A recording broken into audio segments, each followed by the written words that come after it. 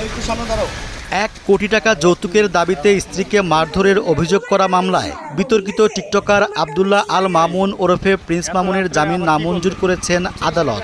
30 জুলাই ঢাকার metropolitan magistrate Mohammad Ismail শুনানি শেষে এই আদেশ দেন।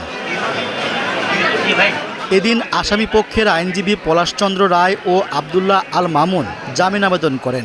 শুনানিতে আসামি পক্ষের আইনজীবীরা বলেন, যৌতুক দাবির অভিযোগের পক্ষে কোনো প্রমাণ নেই।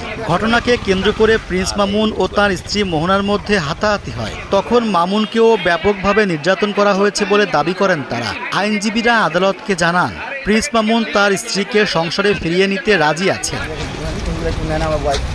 এদিকে বাদীপক্ষের আইনজীবী সরকার সাব্বির হোসেন ফয়সাল প্রিন্স মামুনের জামিনের বিরোধিতা করে বলেন, বিয়ের পর থেকেই আসামি একাধিকবার টাকা ধার নিয়েছেন, যৌতুক দাবি করেছেন এবং সেই দাবিতে মোহনাকে মারধরও করেছেন। উভয় পক্ষের বক্তব্য শুনে আদালত প্রিন্স মামুনের জামিন আবেদন নামঞ্জুর করেন।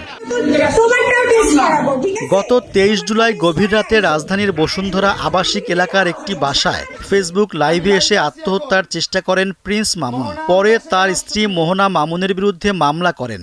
যদিও এর আগে 1 কোটি টাকা যৌতুক দাবি করে মারধরের অভিযোগে মোহনা মামুনের বিরুদ্ধে আরেকটি মামলা করেন। ওই মামলায় 24 জুলাই আদালত মামুনের জামিন আবেদন নাকচ করে কারাগারে পাঠান। পরে আত্মহত্যার চেষ্টার একটি মামলায় মামুনকে গ্রেপ্তার দেখানোর আবেদন করা হলে আদালত তা মঞ্জুর করেন।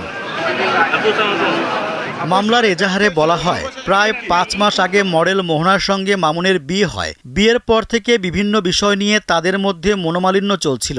এজাহারে অভিযোগ করা হয়, মামুন একাধিক নারীর সঙ্গে বিবাহ বহির্ভূত সম্পর্কে জড়িত। শুধু তাই নয়, মামুন মাদকাসক্ত বলেও এজাহারে উল্লেখ করা হয়েছে। অভিযোগে আরও বলা হয়, 23 জুলাই গভীর রাতে প্রিন্স মামুন নেশাগ্রস্ত অবস্থায় মোহনাকে বাবার বাড়ি থেকে 1 কোটি টাকা নিয়ে আসতে বলেন। টাকা দিতে না চাইলে তাদের মধ্যে কথা কাটাকাটি হলে মামুন মোহনাকে মারধর করেন।